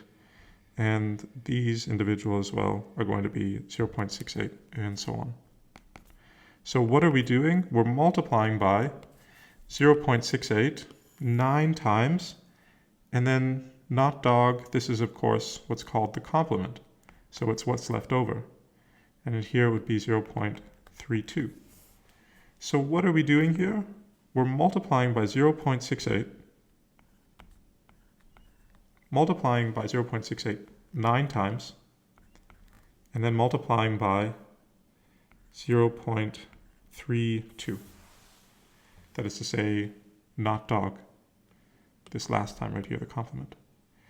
And we're actually doing the exact same thing in this situation. This is going to be a little challenging. We're actually doing the exact same thing here. And then this is, of course, 0.32. In this case, once again, we are multiplying by 0.68, multiplying 0.68 by itself 9 times, and then multiplying by 0.32. So these are the only 2 outcomes where we can have the school captain having a dog 9 consecutive times out of 10 years. So just like for a tree diagram, where we can find the probability of some event and then sum those probabilities to find the total probability of occurrence, we can do the same thing here. So 0.68 raised to the power of 9 times 0.32, and we add this. Well, here's one instance, here's another instance. Essentially, we can add these together, or we can say we have 2 times this instance. So whatever you're most comfortable with, you can add these together and find some result, or we could say 0.68 raised to the power of 9 times 0.32, and then know that we have, well, 2 of those instances. So let's write this out for the device goes to sleep, I guess. So here we are. 2 times 0.68 raised to the power of 9 times 0.32. All right, and the answer is 0.019896. So writing this out, 0.019896, or to 3 sig figs, 0.0199. All right, last one, if I can get to it. John randomly chooses 10 students from the survey. Part E, state why John should not use the binomial distribution to find the probability that 5 of these students have a dog. All right, so he's going to choose 10 students from the survey. Why should he not use the binomial distribution? Binomial distribution, remember, we need a set number of trials. In that case, that's okay. We need a set number of successes, but we also need independent events, the events to be independent from one another. That is to say, they don't influence one another. And we also need the probability to be constant throughout trials. So if we look up here, we see this survey is being conducted at this primary school. And to be honest, I'm not sure if this is a great question. The idea is that if we conduct a survey and we select 10 individuals, the probability across trials might not be constant. That is to say, let's say we choose one individual that has taken part in this survey and they happen to own a dog. If we imagine there's only a finite number of students that have taken part in this survey, and there obviously is a finite number, but if we imagine that number is small, we've just taken someone who owns a dog out of our sample. And since we're sampling without replacement, since we've removed one person with a dog or a dog person from our sample, it's now more likely for us to select on the next round someone who has a cat, or someone who has a cat and a dog, or someone that has neither a cat or a dog. So given that we're sampling with replacement, and we assume that this survey is a small finite set, if we were to draw, let's say again, a dog, we increase the probability of next drawing a cat because there's only a limited number of each of these categories. Removing 1 or 2 or 3 now increases the probability that we're going to select from outside of this set because we've diminished the number within this set. I think it's not a great question because we don't actually know how many people are in this primary school. We have to assume that it's limited, that, for example, it's maybe the survey only included 50 people or 30. If it was a big primary school, let's say, I don't know, 500 or so, and the survey was done with these 500 individuals, then we wouldn't really be reducing. We would still have dependent events, but we wouldn't really be changing the probability. The probability wouldn't be changing that much sampling without replacement from a larger set. So we have to assume that this is somewhat small and that sampling without replacement changes the probability of one event to the next. So what can we say? We can say that he should not use the binomial distribution because events are not dependent, or sorry, they're not independent. Or we could say that the probability itself is not constant across trials. Not constant across trials. Across trials. Okay. I think that's it. All right, final question. Not too uncommon to see, large question, and it's a calculus question to end off. Okay. Linda owns a field represented by the shaded region R. The plan view of the field is shown in the following diagram, where both axes represent distances and are measured in meters. So here we have true north direction, which corresponds to the y-axis. Here's east, which is our x-axis, I suppose, and then this is the shaded region of her field. The segments AB, CD, and AD respectively represent western, eastern, and southern boundaries of the field. The function f of x models the northern boundary of the field between points B and C and is given by this function here. f of x equals negative x squared over 50 plus 2x plus 30 for x greater than or equal to 0 all the way up to 70. Part 1 of A asks us to find f prime of x. Okay, not a bad question to start off. It's just asking us to find the derivative. I think there's enough space here actually, so I'm going to write it out. So remember, this is given in our formula booklet. Maybe we can go to the formula booklet, I suppose. Here we are. Calculus. We have, this is a little messy, so I'm going to clean this up. Here we go. Our derivative, when we have some function, f of x equals x to the power of n, we want to take the derivative. What do? We multiply out in front, multiply our exponent out in front, and then reduce that exponent by 1. So actually, maybe I'll go back to the document and I'll draw that out just a little more. We have some function, f of x, and it's some generic term, x to the power of n. We want to take the derivative of that. What do? Multiply our exponent out in front, so it becomes nx, and then we can imagine that having multiplied out in front, what we would then need to do is reduce that exponent by 1. And that's it. So let's generalize here. We have our function, f of x, and it's equal to negative x squared over 50 plus 2x plus 30. Now we want to find the derivative. Okay, so let's go ahead. Maybe I'll just say one thing about this first term. This negative x squared over 50, it might look kind of confusing because we have a negative here and it's being divided by 50. If we wanted to, we could also represent this as, we could say this is 1 over 50 times negative x squared. Or we could even say this is negative 1 over 50 times x squared.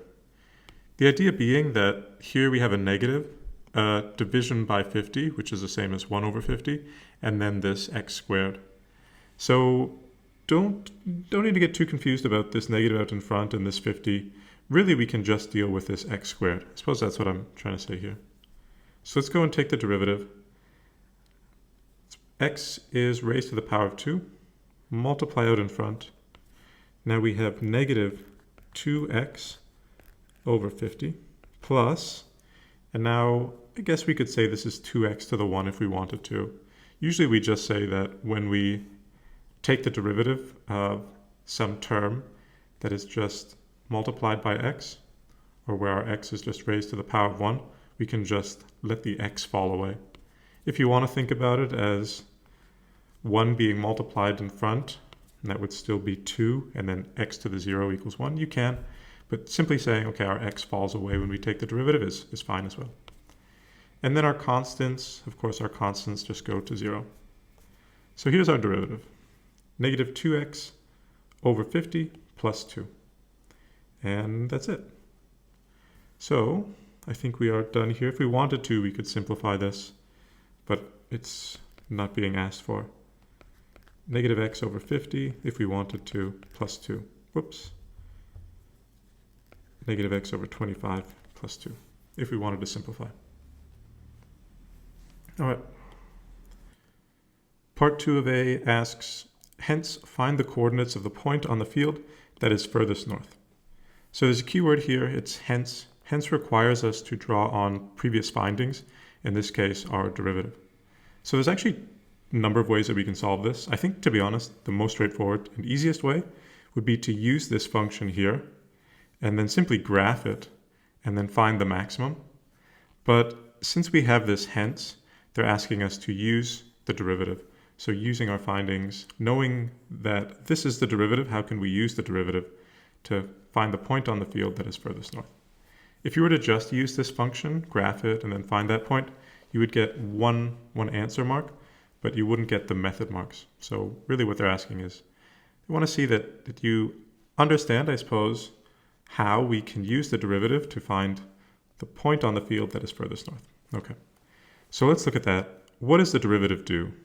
Here's our normal function. We put in some value of x into our normal function, and it gives us the value of y. On a derivative, here's our derivative right here. We put in some value in for x, and it will tell us the slope of a line at a given point. So let's say we put in a value of x is equal to 15 into our derivative.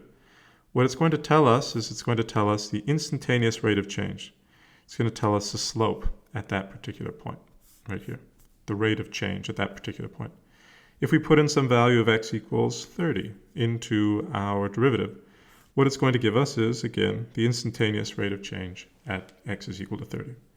And we see that we have increasing slope, increasing slope, increasing slope, and then we have decreasing slope. And there's going to be one point here where we have 0 slope. That is to say, where we're neither increasing or decreasing, where we just have 0 slope.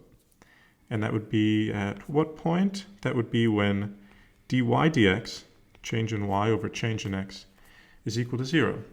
So remember, our derivative tells us change in y over change in x, instantaneous rate of change. The slope function, or the derivative, is also called the slope function or the gradient function. When we find the point at which the slope is 0, that means we've done all the increasing we're going to do. It's before we started decreasing, and that means, well, we've reached the maximum in some sense. So when dy dx is equal to 0, we've reached our maximum. Another way to say that is we've reached the point that is furthest north. So how can we find the point that is furthest north using the derivative? Well, what we need to do is we need to set f prime of x equal to 0 and then solve. So let's do that. Let's take the derivative, set it to equal to 0, then we should be good.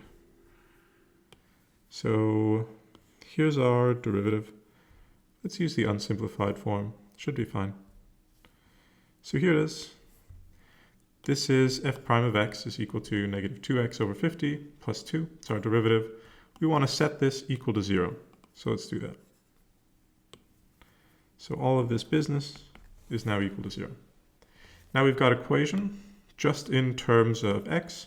We can do some algebra here, and it looks like this will be negative 2, 100. It looks like x will be 50, but let's go and solve this all the same. So here we are. Algebra, numerical solve. 0 is equal to, and we'll set up a fraction. It's negative 2x over 50 plus 2. Ask calculator to solve for x. So we have an answer equal to 50. Let's write that out. So x is equal to 50. We found the x coordinate. So how do we find the corresponding y coordinate? Well, in this case, our original function does just that. We substitute values in for x, and it'll tell us the corresponding y value. So in this case, we know x is equal to 50. What is the y value after we substitute 50 in for x? So let's go to the calculator. Actually, let's write it out first here. So we want to find essentially f50 equals negative, then we'll put 50 squared over 50 plus 2 times 50. We could almost solve this by hand, actually. This would be, what would it be? I think it's going to be 80, but let's work it out on the calculator. So let's go, and we'll have negative 50 squared. Careful, we don't have any brackets here, so don't put brackets around the negative 50 or you'll turn it positive. Here we want 50 squared times a negative, so just be careful with the brackets. Plus 2 times 50 plus 30. And our answer is 80. All right, so writing that out here, our value for f of x is equal to 80. So what is the coordinate point in the end? 50 and 80. Let's see if that's a decent estimate. 50 and 80 looks pretty good. Okay. Find the coordinates of the point on the field that is furthest north. If we were to just graph this and then find this point, We'd get 50, 80, but we'd just get 1 out of the 3 method marks. So I'll show you the mark scheme actually, just so you can see as well. So here we are, right here. So what do they want? This is part 2. Set the derivative equal to 0, and then xy coordinates. If you just put it in or solve it by graphing f of x, they'll give you 0 method marks and only 1 answer mark. Okay. All right. I don't think this is I think it's an interesting question insofar as they're asking to see, do you understand how a derivative works and how you can use it? And I think it's interesting that way. But in terms of the skills, in terms of the actual procedure, if you're ever required to solve for some value, if you actually want to know something about this farm, you'd probably want to solve and find that piece of information in the most straightforward and common sense kind of way.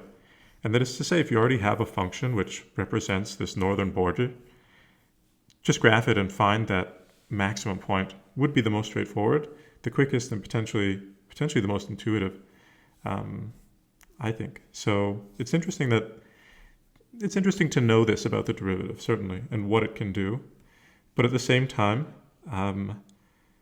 being kind of forced to solve a question using particular methods which might not be the most efficient is questionable.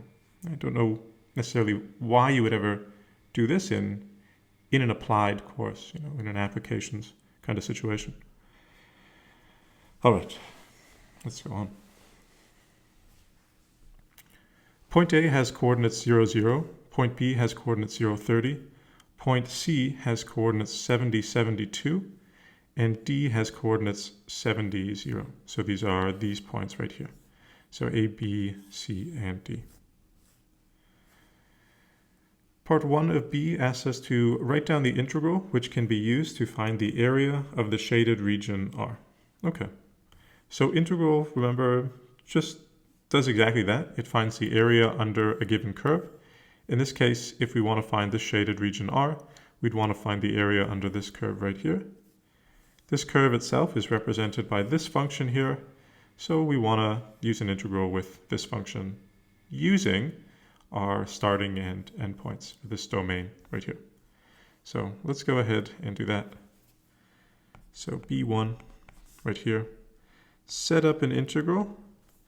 This is essentially means sum, and it actually means the sum of the tiny little triangles that are arranged vertically. But essentially we want the sum of the tiny little triangles starting at 0 and going to 70. So beginning and end points. Starting at 0, going to 70. And then what is our function? Our function is negative x squared over 50 plus 2x plus 30. And then of course we have this dx. This is always just related to the variable that we have here. And for AISL, it's always x. I've always seen it as x so far. All right, write down the integral, which can be used to find the area of the shaded region R. Here it is. Here's our function, beginning, ending points. And part 2 is find the area of Linda's field. So this is actually a pretty straightforward question.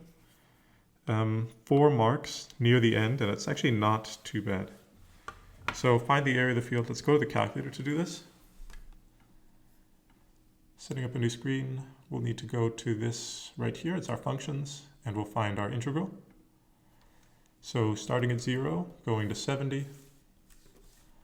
Our function itself was negative x squared over 50 plus 2x plus 30, and it's related to, we're in terms of dx. All right, 4,713.33 meters. Meters squared. Okay, let's write that out. 4,713.33, or to 3 sig figs, I suppose. Meters squared. Okay. You can write it exactly. This would be fine. Just make sure that you write it, that that whatever digit you leave off at, as long as it's greater than 3 sig figs, that you round correctly. Okay. Let's go on. Linda used the trapezoidal rule with 10 intervals to estimate the area. This calculation underestimated the area by 11.4 meters squared. Part 1 of C asks us to calculate the percentage error in Linda's estimate. Okay. Percentage error is something that we actually have in our formula booklet again. So maybe I'll go here, number in algebra, I believe. And here it is. Percentage error. What do we have? We have estimate, or we have, exact minus estimate over, estimate minus exact over exact. It doesn't really matter whether we have estimate or exact first, because these two solid lines right here on the outside are absolute values, which means that we don't want the negative difference or positive difference. We just want the magnitude or the size of the difference. So estimate minus exact over exact, whatever this is, then multiply by 100% and no negatives. So let's go here and calculate the percentage error. I'm going to write it out in words, I suppose. So here we have estimate minus exact over exact. Absolute values means no negatives, and then times 100%. Okay. In this, I guess we could work backwards and try to find what the estimate was. But since we know that she underestimated the area by 11.4 meters squared, we know the difference between the estimate and the exact is itself 11.4. So let's work this out. The difference between estimate and exact is 11.4. And the exact is what we just found here to be 4713.33. 4713.33. So estimate minus exact times 100%. All right, let's work that out. Here we go. 11.4. And this is 4713.33. Okay. And then let's multiply by 100 so we can get a percentage. And here we have 0.2424186, so on, or 0.242%. So let's go back and write this out. This is 0.242%.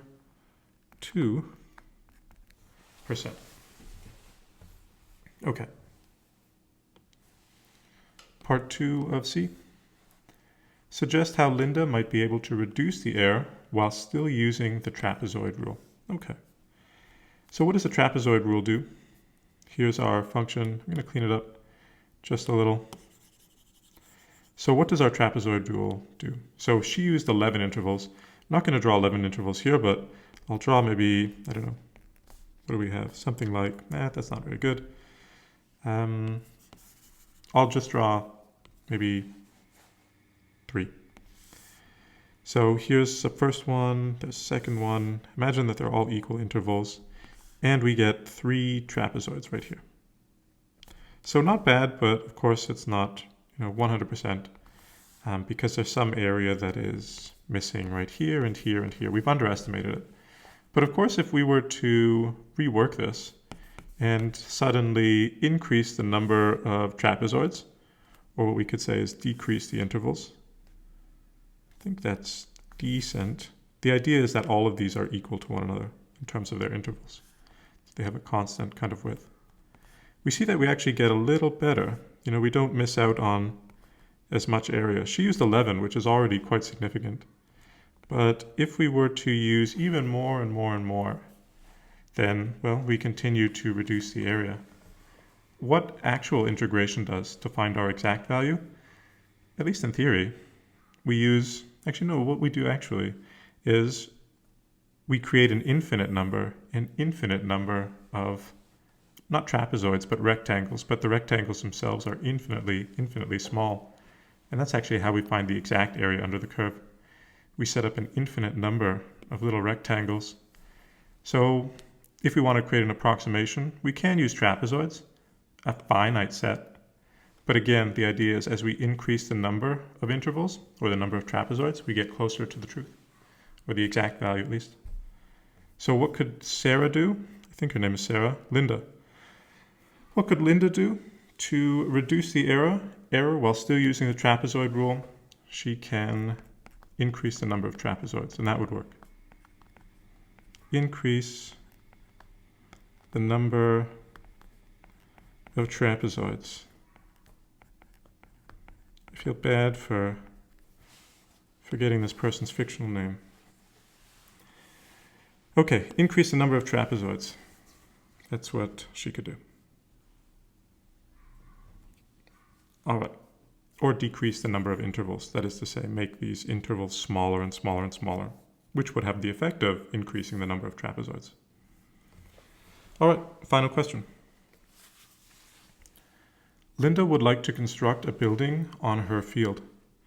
The square foundation of this building, EFGH, will be located such that EH is on the southern boundary and point F is on the northern boundary of the property. A possible location of the foundation of the building is shown in the following diagram. Okay, so here's point F. This has to be on the line. EH has to be on this southern boundary. EH is on the southern boundary. Point F is on the northern boundary here. Okay, so we're constrained in this way. The area of the square foundation will be largest when GH lies on CD. So we have another constraint here.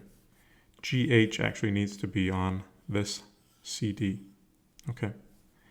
Find the x-coordinate of point E for the largest area of the square foundation of building EFGH. Okay.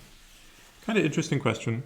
So we're going to have this building on this plot of land.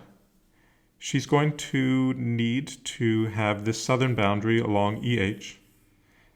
This northern point F is going to be along here. And GH itself needs to be along this side length right here. So what could we have? I'm going to try to actually draw this with a square. I think I can do this actually. No, unfortunately not. I don't know if I can. Yeah, I think I can. Okay.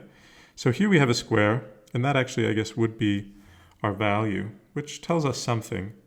But what I kind of wanted to do was to show you the different possible squares that we could draw. So, essentially, what I was imagining is that we would create something like this, but I guess we are constrained. And then we would have a slightly bigger square, a slightly bigger square, slightly bigger square. But then, of course, it's maximized when we have a square that is, as I say, along this line, this edge CD, it's along EH, and then this point F is right here. So this is the biggest square, but it gives us some estimate, but not actually what it is altogether. So I'm actually going to do this again, but just in a different color, and then set it up as some example. Okay, so this is the biggest square, but how can we find the x-coordinate of point E? So this point right here.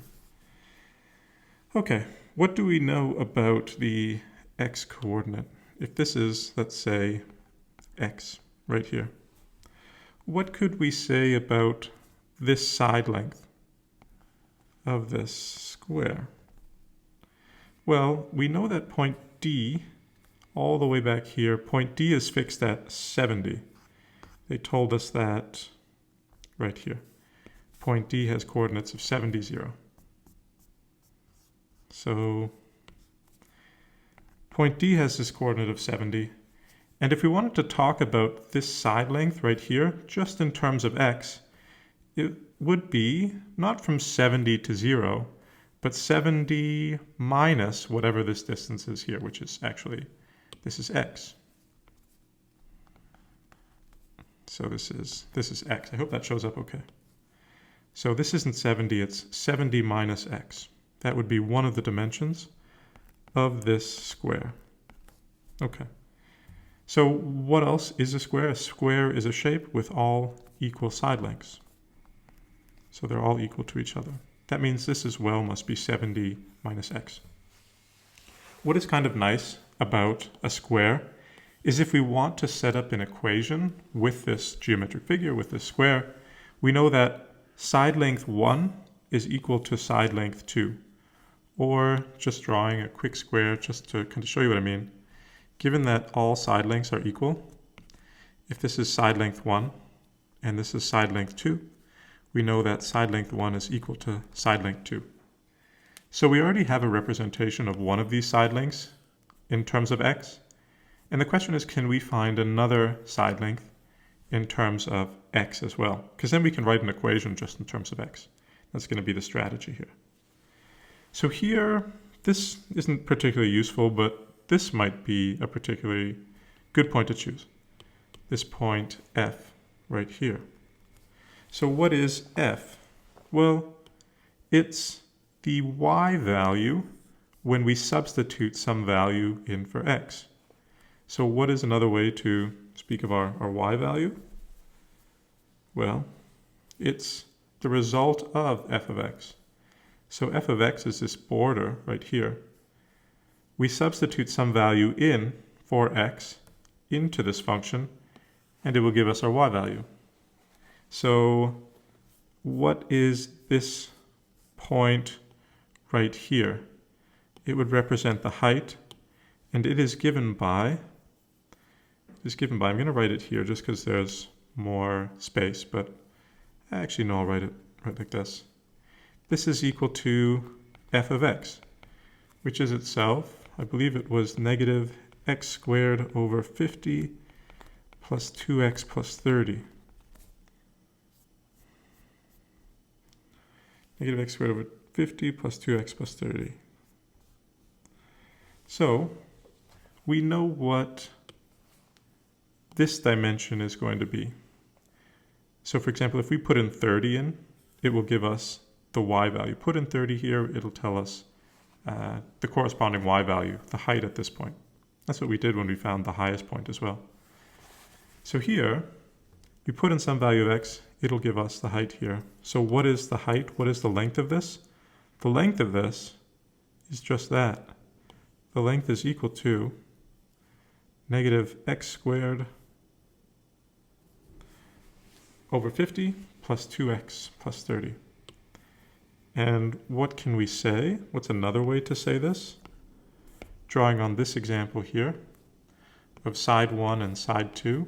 Maybe I'll even bring this down just to make it even clearer.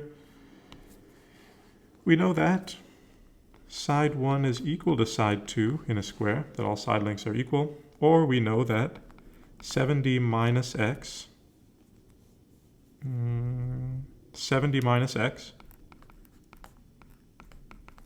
this side length right here, is equal to negative x squared over 50 plus 2x plus 30. All right. Idea being, once again, square has equal side lengths. Side length 1 is equal to side length 2. What is this side length in terms of x? This is fixed at 70. This distance is x. Total distance here is 70 minus x. What about this vertical dimension? This vertical dimension is just the y value of our northern boundary, or the height of our northern boundary, which is given by this function. So in terms of x, it's actually just the function itself. Now we've got this kind of scary looking, or is it intimidating? I don't know. This equation right here, just in terms of x. And now since we just have an equation in terms of x, we can solve for it, just using nsolve. So let's find that x value. So let's go ahead. Menu, algebra, numerical solve. 70 minus x equals, here we have negative x squared. Negative x squared over 50 plus 2x plus 30. And let's ask the calculator to solve for x. Good. Okay, 14.792. Okay, let's write this out. X equals 14.792. 792. And let's see if that seems pretty reasonable, actually, just based on our estimate. Looks like it's halfway between, or thereabouts. X is equal to 14.792. Good. Find the largest area of the foundation. This is a really nice question, just because it's like the relief at the end of the examination. In some ways, it's like the gift. The largest area of the foundation, since it's a square, it's just x squared plus x squared, side length squared. So what we can do for that is we just take x and square it, or in this case, 14.792, and we want to square this value. So that's what I'm going to do here, and squaring our value gives us 218.804, and this would be meters squared. To 3 sig figs, this would be 219 meters squared. Okay, actually, sorry, this is not actually the kind of the point of relief in some ways. So first off, like what's the key? What's the cue? Why is this too hasty of a move? How do we know? 219 meters squared. Just looking at this, the diagram of course isn't to scale, but it's to scale enough that we might be able to infer, or at least question whether our solution is correct. 218 meters squared. We found out that this total area under here was 1,400 something or other. So 4,710 meters squared. When we did this, we used x squared, or I used x squared, and then found this minuscule value of 219, which is a lot less than almost 5,000. And so what I actually found was this. I found x squared, which is actually just this value right here. That's what I found, x squared. But really, the dimensions of this square is 70 minus x, and then we're squaring that. So what is the length of this side length? Here they just asked us the x coordinate. What is the length of this side length? It's 70 minus x. 70 minus x. So let's go back. 70 minus x, and then of course that's a side length, and we want to square it. Let's just go ahead and do that. 70 minus 14.792, and then we want to square that. Okay, so let's go ahead and write this up.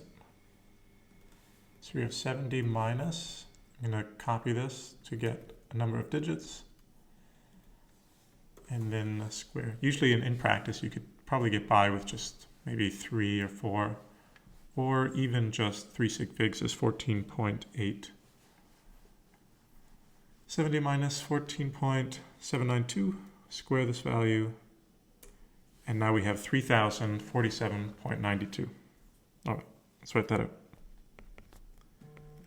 3,047.92, or to 3 sig figs, this would be equal to 3050, and then this is meters squared. So I won't edit that out or anything like that, because I think it's helpful just to, I suppose review, check the answer. In this case, it seemed like the square was a little small, and really it was relative to the whole. This 3,000 in relation to 5,000 or thereabouts, maybe it does take around 60% of our total area, where this original value of around 200, this does not look like maybe 10% of the area, of course. So something went wrong, and a nice kind of chance to review that, I suppose. All right, so that is the end of this exam. I hope it was helpful, and as always, best of luck. Take care.